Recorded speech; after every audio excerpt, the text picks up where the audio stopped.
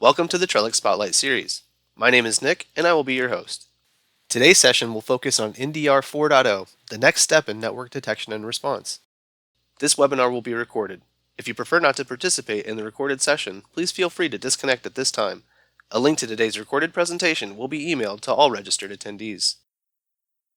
This webinar is a brief overview covering common use cases and scenarios regarding this topic. It is not intended to be all-encompassing. If assistance is needed, please contact Trellix Technical Support. If you have questions during the webinar, please type them in the Q&A window. This webinar may run longer or shorter based on your participation, and we recommend asking as many questions as you can to make the most of this series. If the Q&A window is not displayed, click the tab at the bottom of your session window and click on the Q&A icon. We will answer the questions during the final section of this webinar. If you experience any audio issues during the webcast, please drop and attempt to reconnect. Our speakers today are Gus Arias and Tom Stitt. Gus is a principal global solutions architect at Trellix, bringing extensive experience in network, endpoint, and data security. With nearly 3 years at Trellix and 8 years at McAfee, Gus specializes in threat detection, incident response, and security operations. His career progression and multiple certifications demonstrate his commitment to advancing cybersecurity solutions. Tom is a cybersecurity expert specializing in advanced threat solutions, network detection and response, and endpoint detection and response. With over 20 years of experience at IBM ISS, SourceFire, Cisco, ExtraHop, 2FIN, and Critical Start, Tom drives innovation in network security, malware protection, and security policy automation for hybrid enterprises. Ladies and gentlemen, Gus and Tom. Thanks, Nick. So for today's webinar, what we're really going to focus in on are the new capabilities for the latest release of Trellix NDR, Trellix NDR 4.0.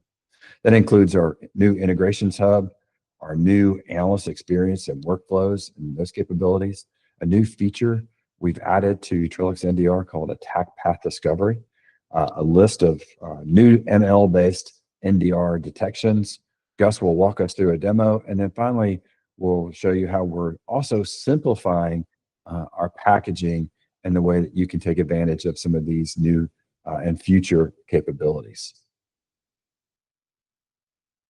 So before we start taking a deep dive into Trellix NDR 4.0, it's important to put context around the problems that Trellix is solving for when it comes to network detection and response. The first two are interrelated, which is the ever-increasing number of assets that are on the network, whether that's on-prem or in cloud, just creating a number of security blind spots because all those different assets and endpoints and entities need to communicate on the network. And so it does allow the network to become a single source of truth, if you will. However, it does create significant blind spots to be able to monitor and manage that across a hybrid environment. Along with that is the ever-increasing number of vulnerabilities. It never goes down. It always seems to be going up, which makes risk prioritization, it allows for more opportunities for attackers to, one, gain a foothold and then maintain persistence, which is that next challenge, which is, yes, to some extent, we have made strides. When I first started in cybersecurity, we used to talk about months of persistence or dwell time for an attacker within an organization. And dwell time has gone down, but what has also has happened is that there's been an increase in which an attacker will move laterally through an organization. And the reason for that is they want to come in, gain a foothold, move laterally, and create and maintain persistence as much as possible. And then finally, all this just leading to the overwhelm that most, if not all, security teams are facing, and just the fact that a lot of alerts get left untriaged, and that's for a number of reasons. It could be experience levels, it could be finding the right number of staff, it could be the fact that the alert volume is too high. Ultimately, it allows for attackers to have the advantage. So let's take a look at how we change that with Trellix 4.0. The Trellix NDR solution really consists of two primary components and then a third that we'll take a look at in just a minute. And the primary is the NDR console. This is where the workflows and the analysts engage with the console. This is leveraging Network Investigator. as the underlying technology, but updated and enhanced as Trellix NDR. The second component is the NDR sensor, and this is really built on the foundation of the Trellix NX product, where the NDR license enables the NDR features on the NX software. So what does that mean for you as an NX customer? It means that you're able to leverage your full NX capabilities and add on NDR capabilities as part of your deployment and your capabilities. So looking over to the right, we'll take a deeper dive into some of the new NDR console features for the Trellix NDR sensor. So this is hardware virtual cloud deployments, adding active NDR, which is the inline blocking capabilities, which I think we are one of the, or if the only NDR vendors to provide that inline blocking, TLS onboard, targeted PCAPs, as well as scaling. So giving you different performance and scaling options to meet different requirements that you have in your network. And then we have add-ons. And so this is what I was talking about, the third component. So these are the ability to add on additional features depending on your particular use cases, everything from adding on forensics or full packet capture, adding additional dynamic or sandboxing capabilities, maybe adding a high performance IPS in the cloud for cloud workload protection. And this list will continue to grow as we add on those third-party integrations and either making them part of our different package offers, which we'll talk about later, or leaving them as specific add-ons that you can add depending on your particular use cases that you're trying to solve for. So what are the key areas of enhancement for the 4.0 release? We'll spend a good bit of time going into the analyst experience, new dashboards, workflow, and then of course, Trellix Wise, our new integrations hub and some of the new integrations. And then we'll also talk a little bit about some of the new NDR or ML-based detections that we're adding to the product and a new feature called Attack Path Discovery. So the first new feature area within 4.0 is the integrations hub. So this is the central dashboard for being able to set up, manage, and monitor your integrations with supported third-party products and integrations. So this is really supporting the broader context through enrichment, notification, adding additional risk data that can be used as part of the risk aggregation framework, additional threat intelligence, and response actions like being able to quarantine an endpoint. So all the things that you'd want to be able to do as part of the investigation and workflow around NDR-related events. First, let's take a look at the Tenable security integration, where we're integrating with the Tenable Security Center for alert enrichment, gaining additional asset details, and of course, the vulnerability scan findings. We leverage that by, as I mentioned, for enrichment and context around a particular asset when we're doing an asset-based investigation. We also add the vulnerability scores to that asset's risk score and as part of our risk aggregation framework. And what that does is it allows the riskiest assets based on alerts, activity, as well as vulnerabilities to rise to the top of the list for an analyst to focus on when they begin their workday or as they're working through different alerts. Next, we have the EPO integration, where we're integrating with EPO on-prem. And the focus here is adding the additional asset details with endpoint data, such as operating system, installed products, agent status for broader context. And we'll see how some of that shows up in the UI during our demo and as we go through additional features. Ultimately, the benefit is to allow analysts to quickly identify, understand, and contain compromised endpoints by leveraging the EPO integration. The next integration as part of our integration hub is Splunk integration. This is allowing our NDR console to forward enriched metadata and alerts to Splunk for centralized logging and analysis. It allows Splunk users to correlate NDR detections with other security data within their Splunk environment. In addition, It allows for custom dashboards and reporting within Splunk, leveraging the NDR data. Ultimately, it allows you to leverage existing Splunk investments for fully adding NDR detection data and context to your Splunk environment. In addition to direct integration with Splunk, we also have added just more broad SIM integration by delivering logs and rich detailed logs, including alerts, metadata, and context that SIM users can add to their platform for centralized analysis. Similarly, it adds value for cross-correlation with its NDR insights and threat detections, and it also provides that detailed NDR context and visibility within the broader workflow from a security operations perspective. Now let's take a look at some of the key new features within the actual dashboard within Trellix NDR 4.0 and some of those use cases.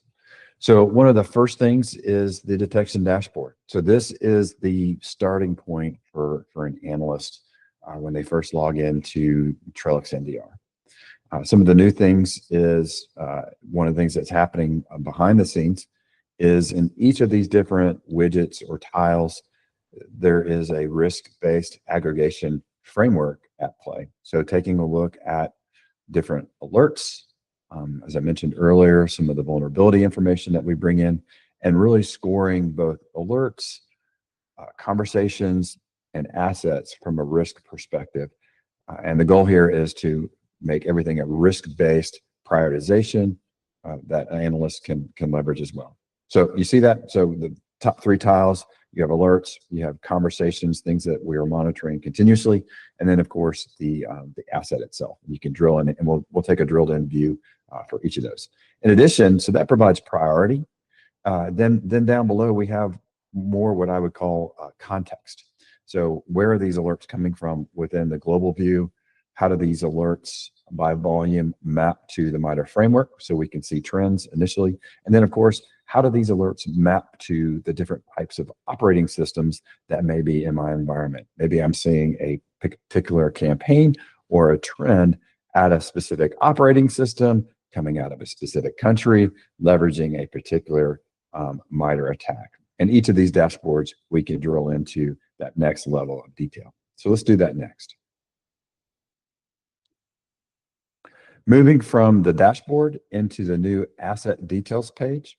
So as an analyst, I've clicked into an asset that may have been highest on the list, or maybe I saw it as a critical asset and it was in the top of my list and I wanted to go ahead and do a quick investigation to get context.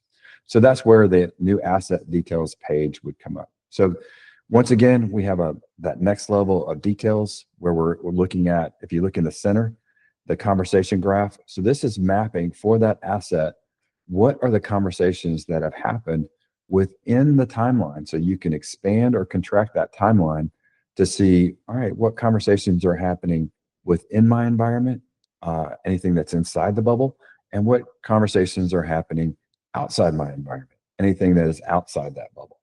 In addition, the coloring of those communications back and forth can also indicate something that has been identified as a risky conversation. Of course, then over to the left, we have other related events and other detections that may be happening with this alert. The timeline bar right across that is any packet captures that may have happened based on a triggering event or one that we initiated through this particular console. And then in addition, we have other contexts that we can gather as well. And that's where what are the other flow related, metadata related events that are happening with this particular asset. So once again, gaining rapid understanding and context for the severity of a particular asset. Moving into the alert details. So in this workflow, we may have come to this alert details from that asset alerts view. The workflow in that scenario or use case would be, I've investigated the context around an asset. I see a couple of alerts that might be suspicious and things that I want to drill into. And now I'm taking a look at, all right, well, what are the details and context that Trellix NDR can pull together around a particular alert? And are there any additional assets that might be impacted by this particular? So similarly to the asset details, the alert details provides more context. So as I mentioned, we're able to see what other assets have been impacted by this particular alert, the asset details of the alert that it impacted, as well as deeper context. In addition, this is also where an analyst would begin to take advantage or interact with our new Gen AI capabilities through Trellix Wise. And so it's part of this particular dashboard, but it's a small tab over to the right-hand side of the page. And so an analyst would just click on that tab and it would open up Trellix Wise. And the thing that's key to take away for Trellix Wise, so this is a Gen AI agent that is acting and doing the initial investigation for this particular alert. And it's also doing that investigation around all the context it has for that particular alert, as we'll see in some of the timeline dashboards or things that we're able to see through Trellix Wise.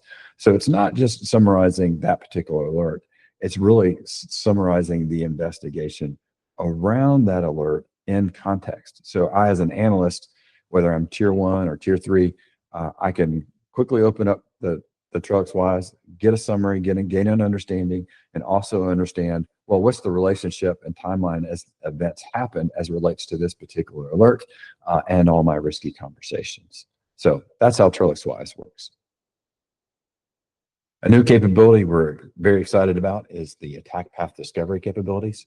So this is really visualizing potential attack paths that threat actors could exploit to compromise critical assets in the environment. And so it's leveraging vulnerability data and network topology to really create that map of potential risk.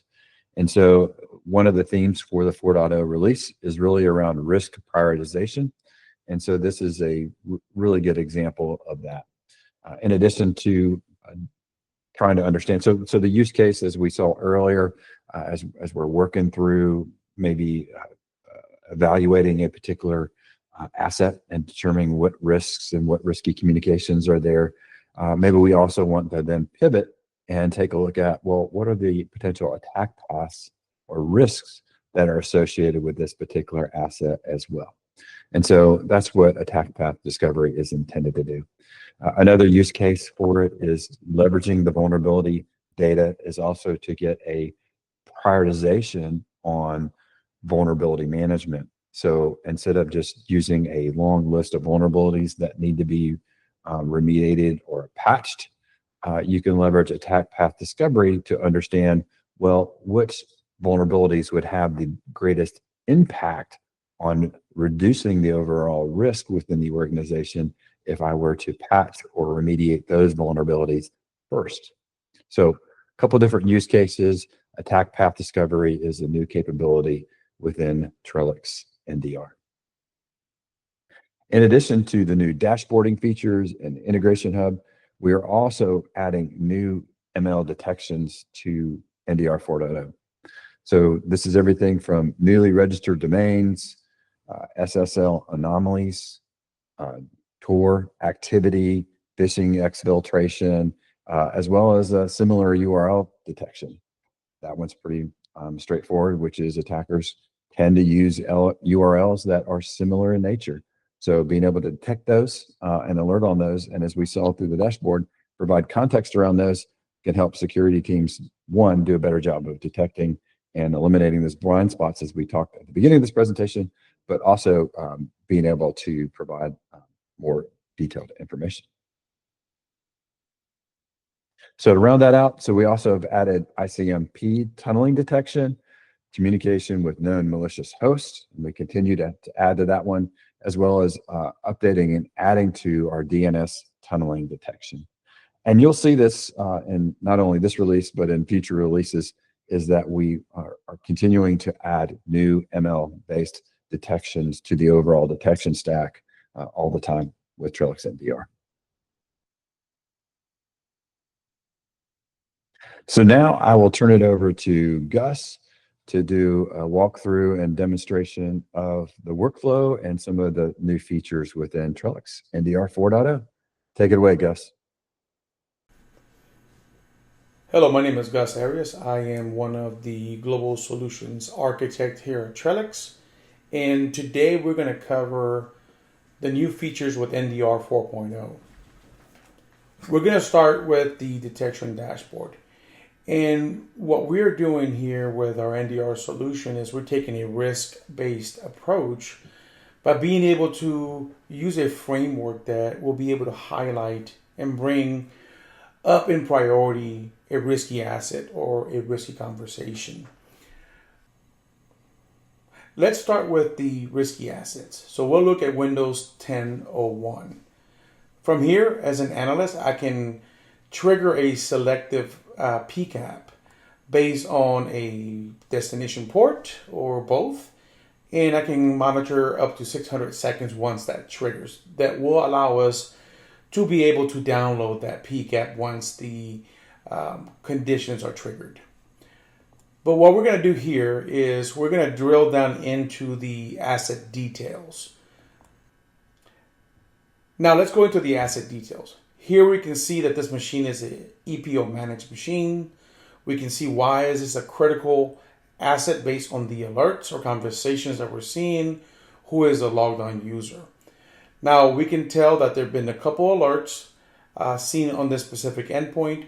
We also have access to a conversation map to be able to see who is talking to this host or who is that host talking to. We can see what is happening internally from an east and west perspective, and also what is happening outside of our boundaries. So think about north and south traffic.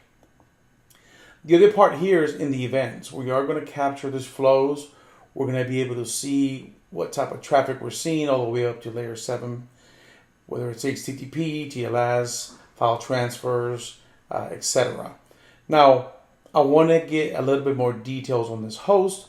I can expand this here and get details from EPO where I know additional information. For example, is it managed? Is it connected to EPO? What is the domain that this machine is logged into? If this machine is also being managed by 10-level security center, you will also be able to see information here in regards to vulnerability on that specific endpoint. Now, as I'm doing my investigation, I see some things that are definitely bad that are specific to this asset. What I want to do here is I want to contain that asset while I do my investigation. From here, I'm able to trigger contain assets. So that's going to leverage an integration with EPO that will apply a tag, and EPO that will kick off workflows to apply policies. For example, a desktop firewall policy that quarantines that system to a certain segment. Now, I see all this bad stuff that's happening here. My next thing is I want to look a little bit more about the risk, right? What are the potential risks that are tied to this specific asset? So what I can do from here is I can pivot into the attack path discovery to kind of see what can an attacker do if they're on that system. Let's take a look at that. Now we're looking at the attack path discovery view where I can see my Win 10.01 machine in regards to what type of vulnerabilities have been seen on this specific endpoint, other misconfigurations, and things like that on that endpoint here. So here you'll see the critical paths. What can an adversary or an attacker do if they get on that machine, if they have that account? The other part here that I want to highlight here is some of the vulnerabilities. And that could be something that may be a misconfiguration on that machine. So let's go drill down into that a little further.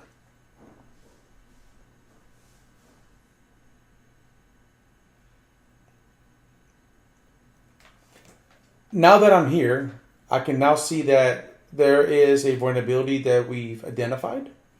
And drilling that into that, it will give you a detailed information. So the main thing is they're caching credentials on that endpoint, which of course, right, could be a potential of allowing the adversary or the attacker to be able to do privilege escalation. The other part that you see here is what is the critical paths. that a potential attacker could take if they were on that machine. Like, for example, we have our account, Trellix 2 on this machine, the password does not expire, and things like that. So it does give you the path of where it could go, where else can it pivot to within the environment. Now, let's go back and take a look at that alert that we saw on this specific asset. Now we're back on the asset details. I want to drill down further into the events that we saw in this specific asset. So we have some beaconing activity. We also have some east and west activity. So something over port 445 in this case. Let's drill down into this one here. From here, we can go into and pivot from the asset details into the alert details. Now I can see the details about my alert, information about the alert itself in regards to what is a fall under category wise, what is the technique that was used in within MITRE, and then of course our conversation map that we saw before. Here's all our events and flows and layer 7 metadata information that we can also drill down into. But what I want to do here is use Trellix Wise, our Gen AI capability, to give more context to a SOC analyst while doing an alert triage. So first, let's summarize this alert. This will give you a quick summary of what happened. In this case, we saw that it's going to be automatic data collection over SMB. So it does give you that detailed information here.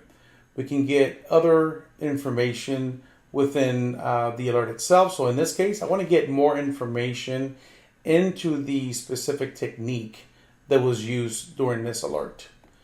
So we go into and look at our MITRE findings, and this will give us explanation into what is technique 1119. And also, if you want, you can pivot into the details to get additional evidence information that was related to that specific technique. Another thing that you can do from here is list the remediation steps. So just think about your tier 1 or your junior analyst that will need guidance. So this will help them in that triage and the next steps during this investigation.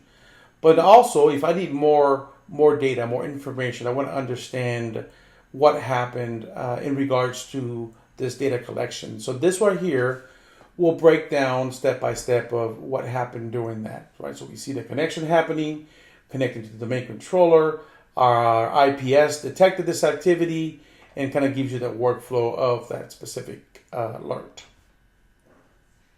Now, since we were talking about MITRE and MITRE techniques, we do have a way to do our investigation from a MITRE mapping. Let's pivot into our MITRE dashboard and take a look at it from there.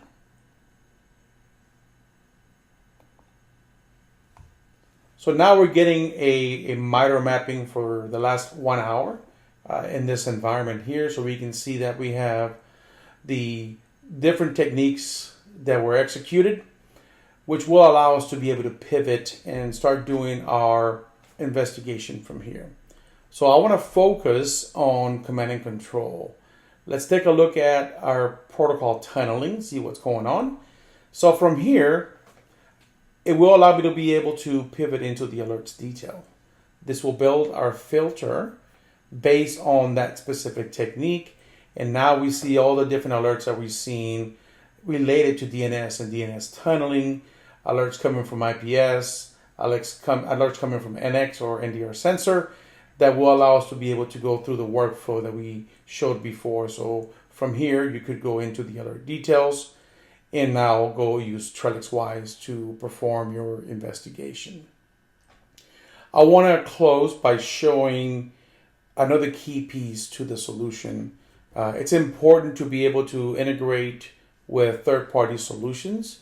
With the NDR 4.0 release, we have a section called Integration Hub that will allow you to be able to integrate with things such as Tenable Security, that will allow us to be able to pull information from Tenable into an asset, have an understanding of what are the different unpatched vulnerabilities on that system. How old are these vulnerabilities? What is the CVSS score on this vulnerability? How likely is this vulnerability to be exploited?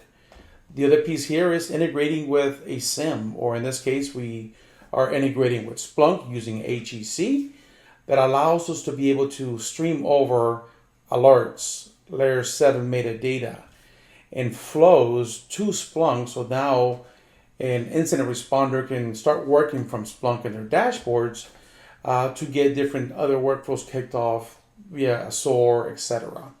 The last one that I'll talk about here is EPO. And we showed that at the beginning where you are able to perform tasks. For example, create a containment tag that will quarantine that system while you do the investigation. With that, we will close this update of NDR new features. Thank you. Thanks, Gus. Now let's take a quick look at some of our new NDR packaging. And the focus of this is really to simplify our NDR offerings for existing customers and new network security customers.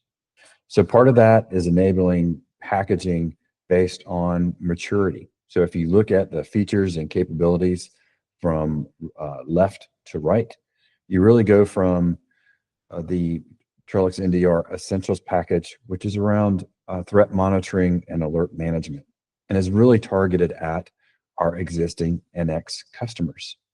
So as we walk through the different use cases and workflows and dashboards, it really provides that next level of alert management for our Trellix NX customers. So if you're an existing customer and that's where you want to start, reach out to your existing account team or your customer success manager and begin having those conversations. As we move to the right, we get, of course, more capabilities, but the use cases begin to broaden and become more in line. And that's where the core comes in, which is really around those core use cases for detecting, investigating, and responding to those alerts. That's where we begin to add in more robust capabilities around Trellix Wise and what it's able to do, adding in asset discovery as part of the integration and the capabilities, more ML or true NDR related detections. So as mentioned, moving from the essentials, which is really just threat monitoring, to now more of those core NDR use cases, detecting, investigating, and some of those initial responses, to ultimately getting to the enterprise package, which really is focused on those advanced detections, advanced investigations, and maybe even forensics, to hyper automation or no code type of automation, where we're responding to alerts in real time, being able to do detailed forensic analysis. So new packaging to simplify for new customers, as well as provide a roadmap for maturity for new and existing customers as well. So I encourage you to reach out to your account team or your customer success team to find out more about our packaging today. So what's next on the roadmap for NDR? In just a short period of time, later this summer, we're going to have another webinar, as well as probably a blog post as well, to go through our Nozomi add-on, which will allow us to add those MITRE-based ICS detections as part of our dashboard, and also have a separate MITRE-based ICS dashboard as well.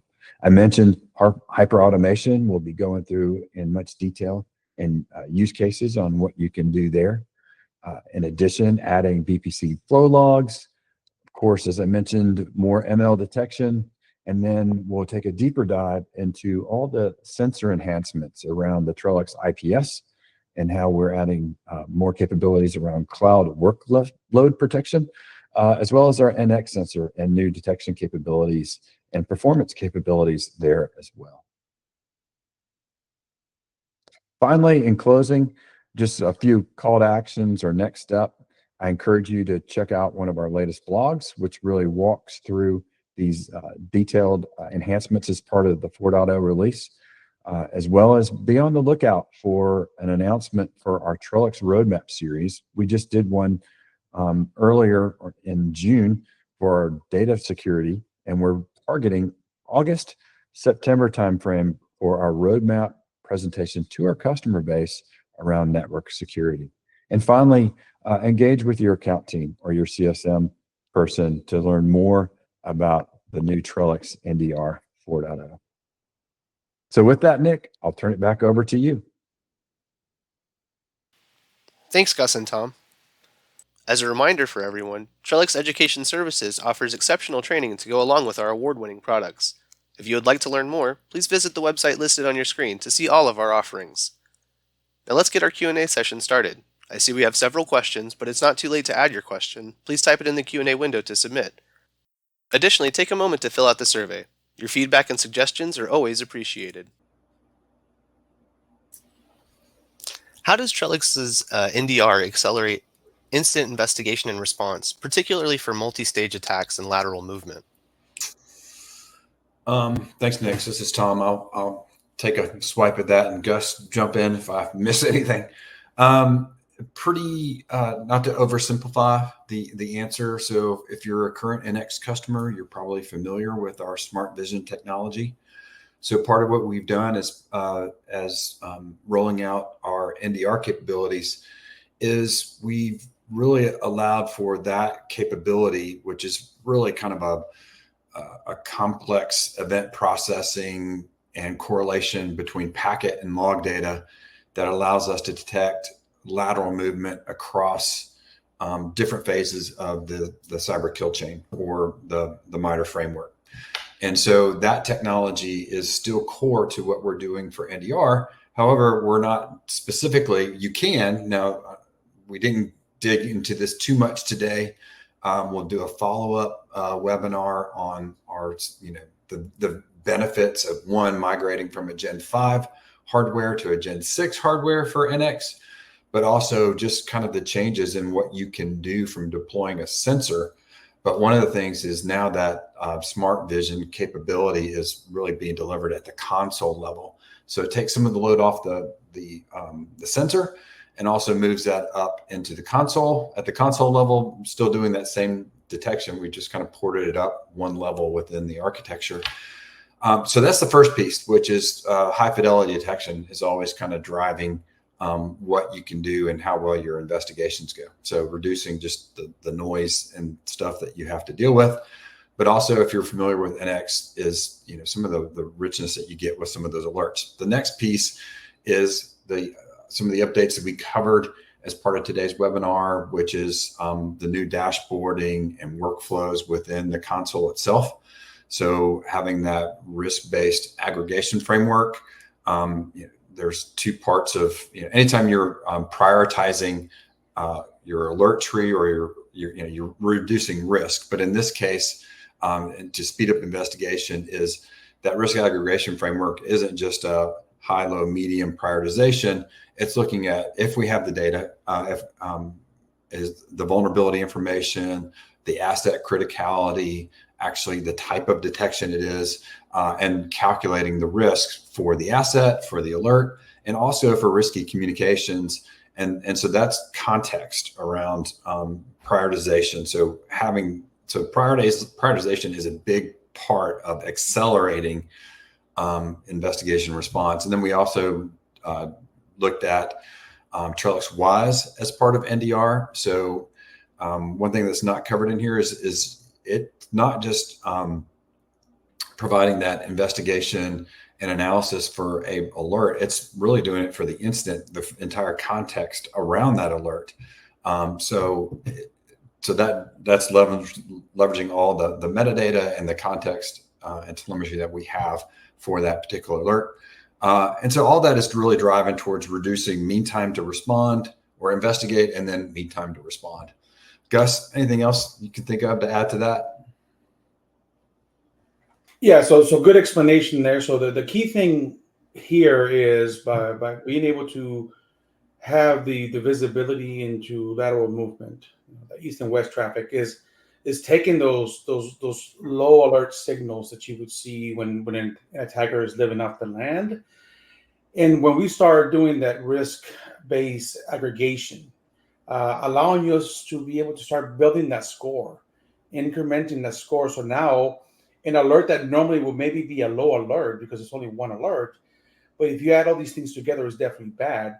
That will bring that to light, right, for an analyst to be able to do an investigation on, because now it is now a risky asset because we're seeing all these 10 different things happening on that system. So that's the key thing there is taking all that information that you talked about, Tom, and being able to bring that up to that dashboard, put it as a risky conversation, or maybe put it as a risky asset that would allow the analyst to start doing their investigations from there.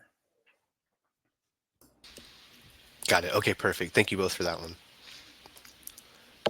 How does Trellix's NDR risk aggregation framework, in conjunction with attack path discovery and tenable integration, provide a more effective vulnerability prioritization strategy than traditional CVSS scoring? I'll start that one off as well. Great question. I guess the first piece would kind of go back to where Gus just left off, which is the risk aggregation framework. So from an analyst workflow perspective, and you saw some of this in Gus's demonstration of the product, is you've already, assuming you've already got your highest priority threats, communications, and assets that you want to do some investigation around, is so we know the risk aggregation framework has already prioritized those events. We can gather some initial context around the asset and both the alert. And then from there, you can go into the attack path discovery. And attack path discovery really does two things. One is it helps provide visualization of potential attack paths. And so that's different than a CVSS scoring, which really just gives you a list of based on severity, which is a linear list, where this is adding, again, context around those assets and what their potential is for compromise. And then that can also be mapped to the severity of the CVSS. So when it comes to patching, or which systems need to maybe even have a virtual patch in the context of a legacy system, is the attack path discovery gives you better context around that. And so you can use your limited resources or limited time you have to do patching on the one targeting the most critical assets, and then on that asset, those vulnerabilities that have the highest potential for compromise based on both the attack path itself and the CVSS information that we get as well. So, Gus, I don't know if I missed anything on that. No, that's a great explanation. So the main thing is really changing the way the analyst works when they're doing alert, triage, and investigation, scoping, mitigating, things like that. Is really bringing to light, like I mentioned earlier, is all those signals, but then also having the context, the evidence. Like you mentioned, the attack path discovery. I can go and look at a risky asset, and I want to go see what are the other potential vulnerabilities, what are the other potential paths an attacker could take on this system.